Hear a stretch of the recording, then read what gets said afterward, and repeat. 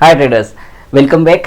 Last वाले video में हमने समझा था निफ्टी मिड कैप 150 क्या है। अब हम बात कर रहे हैं निफ्टी मिड कैप सिलेक्ट क्या है।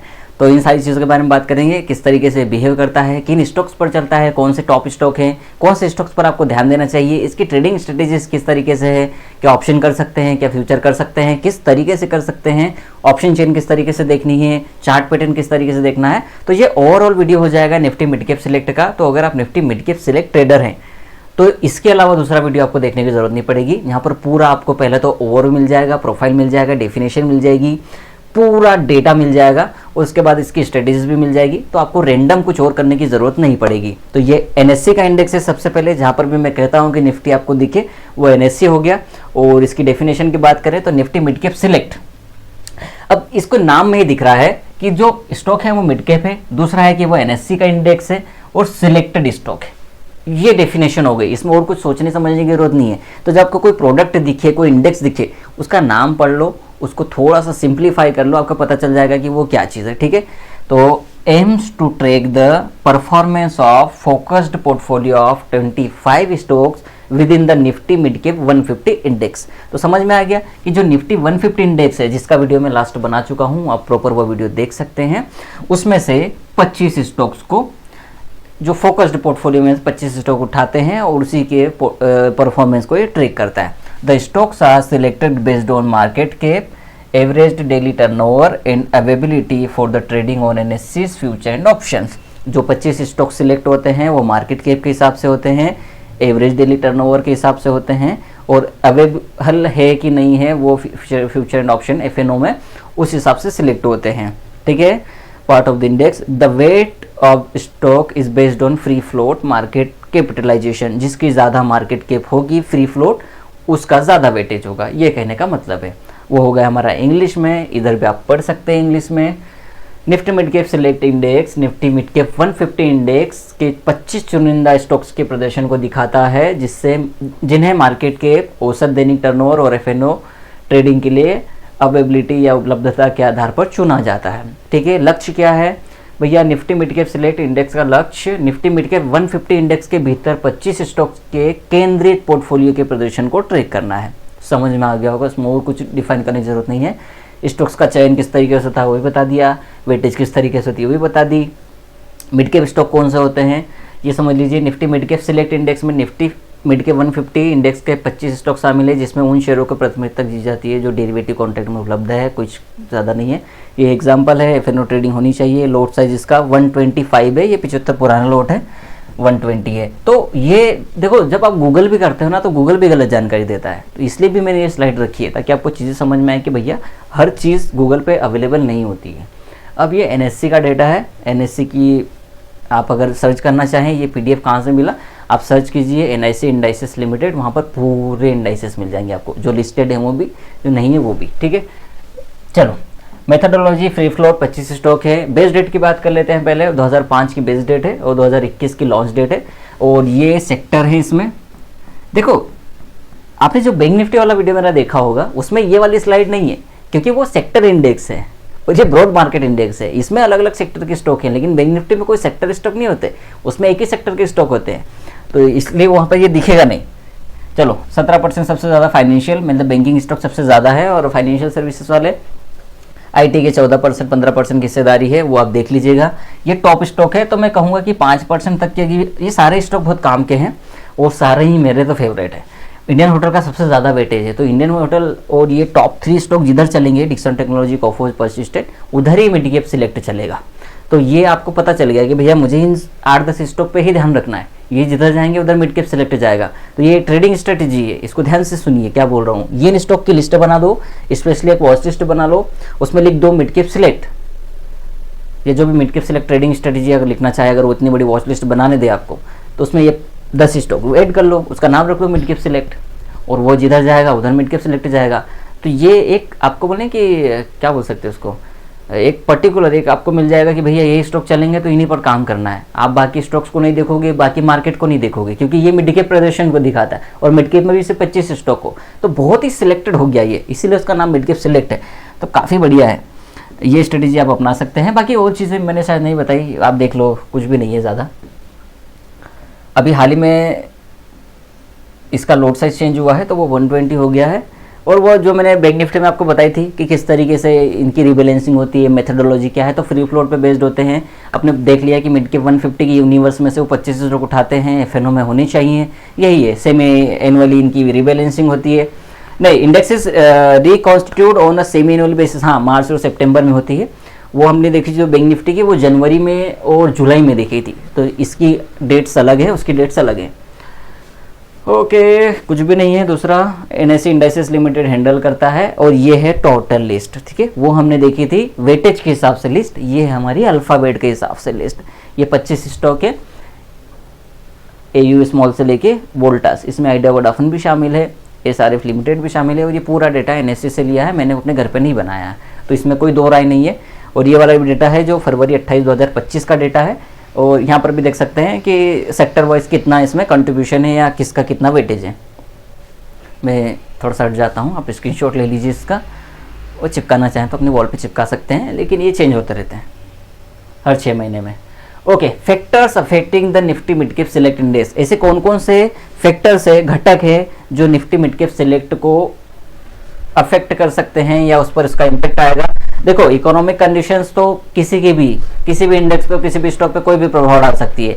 फॉरेन इन्वेस्टमेंट भी जो रीबैलेंसिंग होती है, या फिर आपने वो वाला सुना होगा कि मॉर्गन स्टैनली ने ये स्टॉक को अपने इंडेक्स में शामिल किया, या उस वाले ग्लोबल मार्केट इंडेक्स में शामिल हुए, तो उससे वो इन्फ्लो बढ़ता है स्टॉक में। तो हो सकता है कि अगर इस पर्टिकुलर इंडेक्स का वो स्टॉक है तो उसमें वेटेज, उनका वेटेज वहाँ पे बढ़ेगा, तो इसमें इन्फ्लो आएगा तो इस इंडेक्स में भी आपको तेजी देखने को मिलेगी। और अगर उन्होंने वो स्टॉक को वहाँ से निकाल दिया तो आउटफ्लो होगा, पैसा वहाँ से निकाला जाएगा उस स्टॉक से, तो उसका इम्पैक्ट आ सकता है। गवर्नेंस सपोर्ट और कैश कॉस्ट ऑफ कैपिटल, ये भी कुछ 4 पॉइंट है जो इस इंडेक्स को प्रभावित कर सकते हैं। चलो, ये 3 महीने का, 1 महीने का चार्ट है, ये 1 मंथ का चार्ट है, 2021 इसकी लास्ट डेट थी। और ये इस तरीके का इसका बिहेवियर है। यहाँ पर ट्रेडिंग स्ट्रेटेजीज की बात करें तो 1 मंथ के चार्ट पे आपको वो डोजी दिख रहा होगा, बहुत ही सिंपल डोजी है। अगर आप इसका फ्यूचर शॉर्ट करना चाहते हैं तो कर सकते थे। और एक इंपॉर्टेंट चीज़ बताऊँ, चलो ये डोजी अगर आप भूल गए ना, और ये तो मंथली चार्ट है, डेली पे तो और खूबसूरत दिखेगा। ये वाला जो है हैंगिंग मैन, यहाँ से भी सेल करते, ये वाला स्टॉप लॉस होता, और ये वाला आपका पहला स्विंग लो आपका प्रॉफिट बुकिंग पॉइंट होता। तो इस तरीके से कर सकते हैं। ओके, ये है 1 मंथ का चार्ट, वही वाला है। और ये वाला है मिड कैप का डेली चार्ट, ये वाला खूबसूरती वाला चार्ट है, इसको देख लो। बैंक निफ्टी में भी मैंने चीज़ बताई थी, देखो ये डाउन ट्रेंड है। अब देखो 2 चीज़ें बता रहा हूँ, ये सीखने वाली चीज़ें, ये स्ट्रेटेजी ही एक तरीके से, ठीक है। Candlestick pattern versus candlestick pattern with trend line with support and resistance, इस तरीके से हम लोग इसको देख रहे हैं। तो अगर मैं यहाँ से ले लूँ इस चार्ट को, तो ये वाले देखेंगे आप, एक तो यहाँ से आपकी लॉन्ग बनती है, और यहाँ पर जब ये डेली चार्ट है, अवरली चार्ट लगाओगे तो यहाँ पे एक शॉर्टिंग के लिए कैंडल जरूर दिखेगी, लेकिन फिलहाल हम इसको 1 डे पर देख रहे हैं। तो एक तो लॉन्ग पोजीशन ये है, ऊपर ये शॉर्ट आप नहीं कर पाए, ये वाला देखो, ये वापस से यहाँ पर एक बना हुआ है आपका ये वाला कैंडल, ठीक है। इसको शूटिंग स्टार बोल लीजिए, इसको आप इन्वर्टेड हैंगिंग मैन बोल लीजिए, ये भी बोल सकते हैं। ये वाला देखो, एक शॉर्ट ये अच्छी बनी, ऊपर से वापस यहाँ पर एक तरीके से हैमर बना हुआ है, या हैंगिंग मैन बोल लीजिए, या लॉन्ग लेग कैंडल बोल लीजिए। वापस इसके हाई लो से आप सेल कर सकते हैं। यहाँ पर वापस ये कैंडल है, इसको आप कर सकते हैं।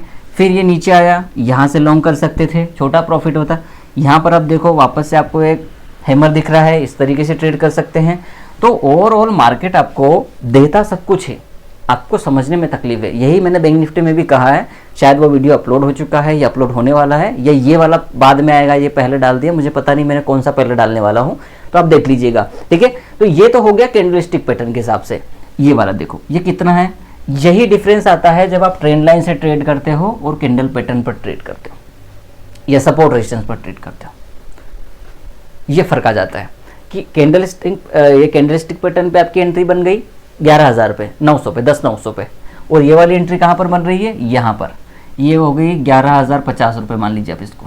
तो आप वापस 150 पॉइंट ज़्यादा महंगा खरीद रहे हो, इसलिए कैंडलस्टिक पैटर्न यूज़ किया जाता है ताकि आपकी एंट्री सही हो। अब सपोर्ट रेजिस्टेंस की बात करें तो मान लीजिए कि ये आपका सपोर्ट हो गया और ये आपने रेजिस्टेंस बना लिया, तो अब तो आपकी एंट्री 11,500 पे हो रही है, तो बेवजह 600 रुपये का नुकसान जा रहा है आपको, अगर आप सिर्फ ट्रेंड लाइन की बात करें और सपोर्ट रेजिस्टेंस। अब मैं यहाँ कैंडल पैटर्न भूल जाऊँ, मतलब ये है ही नहीं। तो देखो यहाँ पर तो ये प्राइस सपोर्ट ले रहा है ना, वो ये आपका रेजिस्टेंस है, तो आप ब्रेकआउट पर ट्रेड करोगे ना रेजिस्टेंस के ब्रेकआउट पे, क्योंकि सपोर्ट पर तो आप ले ही नहीं पाए, आपको समझ में ही नहीं आया ना, ये वाली चीज़ है। और ट्रेंड लाइन पर यहाँ बनती और रेजिस्टेंस पर आप बनेगी, पता नहीं आप लोगे कि नहीं लोगे। अब बोलोगे यार ऑलरेडी बहुत ऊपर है, अब नहीं लेता मैं, और फिर ये यहाँ पहुँच गया, फिर आप बोलोगे कि 12,250 का ब्रेकआउट मिल रहा है, यहाँ ले लेता हूँ तो ये तकलीफ आती है। तो हर चीज़ का जो रीज़न है वो है, मतलब हर चीज़ जो बनाई है या हर चीज़ जो है वो सही है, बस तरीका अलग है ट्रेड करने का। तो अगर पहली एंट्री आपको फास्ट एंट्री चाहिए तो आप इसको ट्रेड करें बेस्ड ऑन कैंडलस्टिक पैटर्न। मेरा फेवरेट स्ट्रेटजी है ट्रेडिंग के लिए, मैं कैंडलस्टिक पैटर्न पे सबसे ज़्यादा ध्यान देता हूँ। सपोर्ट रेजिस्टेंस मेरे लिए उतने इंपॉर्टेंट नहीं है, बशर्ते कि मैंने वो ट्रेड छोड़ दी हो। मान लो वो कैंडलस्टिक पैटर्न की ट्रेड छूट गई, अब अगर ब्रेकआउट मिलेगा तो अपन सपोर्ट रेजिस्टेंस पे देखेंगे। जैसे ये वाला छोड़ देता मैं, तो फिर इस स्विंग हाई के ब्रेकआउट पर लेता, क्योंकि यहाँ पर ट्रेंड लाइन का ब्रेकआउट भी मिल रहा है। टारगेट में रख लेता ये वाला, स्टॉप लॉस में रख लूँगा ये वाला। ये एक स्ट्रेटेजी है, ठीक है।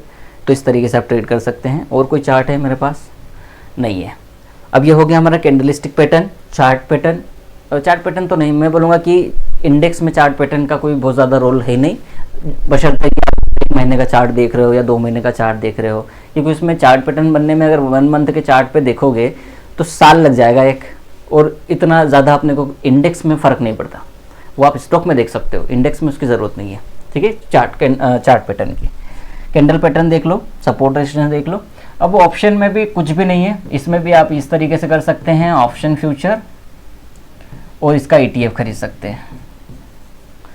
3 ऑप्शन है इसमें भी करने के लिए। ऑप्शन तो वही मैंने जैसे कहा कि मंथली एक्सपायरी जो भी होती है, उसमें जो ऑप्शन का जो राइटर होता है या बायर और सेलर जो होते हैं ऑप्शन के, वो बहुत जल्दी शिफ्ट होते नहीं है पर्टिकुलर एक रेंज में रखकर। जैसे मान लीजिए कि किस तरीके से भी होगा, अब होगा कि 12,000 का कॉल ऑप्शन का राइटर तगड़ा होगा, ठीक है, बहुत बड़ा होगा, और वहीं पर 10,000 का जो पुट राइटर होगा वो सबसे बड़ा होगा। तो उन्होंने एक रेंज पकड़ लिया 2,000 की, अब इसी रेंज में वो सेल बाई सेल करते रहेंगे 2,000 पॉइंट की रेंज में, ऐसा होगा। और फिर अगर जाकर शिफ्टिंग होगी तो ये क्या होगी, ये 11,000 हो जाएगा, और ये 12,500 हो जाएगा, या फिर 11,000 से 12,000 में शॉर्टिंग लॉन्ग होगी। और अगर ट्रेंड अपसाइड का है तो 12,000 पे वो जो पुट का राइटर था वो 12,000 पे वापस आ जाएगा, और 13,000 13,500 पे ये कॉल का राइटर आ जाएगा। ये इस तरीके से बिहेव करेगा। और अगर नीचे आएगा तो फिर वो 10,000 पे तो और ज़्यादा हो जाएगा, पुट का राइटर अगर कम था तो अब तो और ज़्यादा हो जाएगा, वो शिफ्ट होगा 9,500 9,000 पे, ऐसा नहीं है, पर यहाँ पर तो बढ़ेगा। और जो 12,000 का राइटर है वो 11,000 पे राइट करने लग जाएगा कॉल का, ऐसा होगा, ये बिहेव है। और जहाँ तक फ्यूचर की बात की है मैंने, कैंडलस्टिक पैटर्न लगाओ, आराम से ट्रेड मिल जाएगी। कैंडलस्टिक पैटर्न लगा लो, आप सपोर्ट रेजिस्टेंस देख लो, पर आवरली देखेंगे तो बेटर रहेगा, ये चीज़ है। और अगर होल्डिंग करनी है तो निफ्टी मिड कैप सिलेक्ट का ETF सर्च करो, बहुत सारी कंपनीज़ के होंगे, आप जाइए देखिए और उनको ट्रेड कीजिए। तो यही था इस वीडियो में, ये हो गया प्रॉपर ट्रेडिंग स्ट्रेटेजीज हो गई। इसके अलावा कुछ भी नहीं सर, किसी और का वीडियो मत देखना। चलो मैं ये भी नहीं बोलता कि देखना मत, देखना, ज्ञान ही मिलेगा, कुछ नहीं होगा, आपको पता चल जाएगा कि अच्छा है कि बुरा है। किसी का वीडियो देखने में बुरा ही नहीं है, वहाँ तो पता ही चलता है कि कौन चूतिया है कौन नहीं है, यही फ़र्क पड़ता है, और चीज़ें समझ में आती है। मैं मना नहीं कर रहा हूँ कि मत देखो, उससे तो अच्छा ही होगा, आपको पता चल जाएगा कि क्या गलत हो रहा है। सबके देखो, फिर ऐसा सिलेक्टेड नहीं देख सकते, पता चले कि कोई आपके फालतू लगा रहा है। अब ये कर सकते हैं कि रिस्क मैनेजमेंट पर ध्यान दे, वीडियो सबके देखो, पर अपना एक स्ट्रेटेजी चूज़ कर लो कि मुझे इस पे काम करना है। देखो मैं अपना बता देता हूँ, हर वीडियो में बताता हूँ, मैं कभी मूविंग एवरेज यूज़ नहीं करता, मैं कभी कोई इंडिकेटर यूज़ नहीं करता, ना करना चाहता हूँ, ना कभी करूँगा भी नहीं। मैं यही है, सिंपल स्ट्रेटेजीज़ है, इसी को यूज़ करो, इसी में पैसा बन जाएगा। बस पहले कम लोड से करो, 1 load 2 load 1 load 2 load, confidence बढ़ता जाए, रिस्क रिवॉर्ड सही से आपका मिल रहा है आपको, और सिलेक्टेड ट्रेड करो। महीने में 30 ट्रेड या 25 ट्रेड करने की ज़रूरत नहीं है, महीने में 10 ट्रेड करो, शांति वाली ट्रेड करो। पहले पोजिशनल ऑप्शन करो, क्योंकि अब ये मंथली एक्सपायरी हो गई है, तब तो और बेटर है, आप वेट कर सकते हो, सही तरीके से आपका काम हो सकता है। कैसे,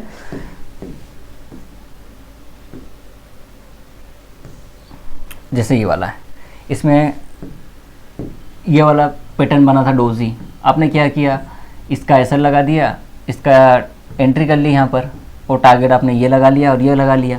तो जैसे जैसे प्रॉफिट हो रहा है आप होल्ड करते जा रहे हो, तो आपको ज़्यादा ट्रेड करने की ज़रूरत नहीं पड़ेगी जब तक कि आपका स्टॉप लॉस हिट ना हो, क्योंकि स्टॉप लॉस हिट होगा तभी तो कुछ होगा ना, उससे पहले तो कुछ होगा नहीं। तो इस तरीके से कर सकते हैं, तो यहाँ पर शांति रहेगी, आप पेशेंस रखना सीख जाओगे, और आपकी क्लियरिटी हो जाएगी ट्रेड में। ये है सर, बहुत अच्छी चीज़ है।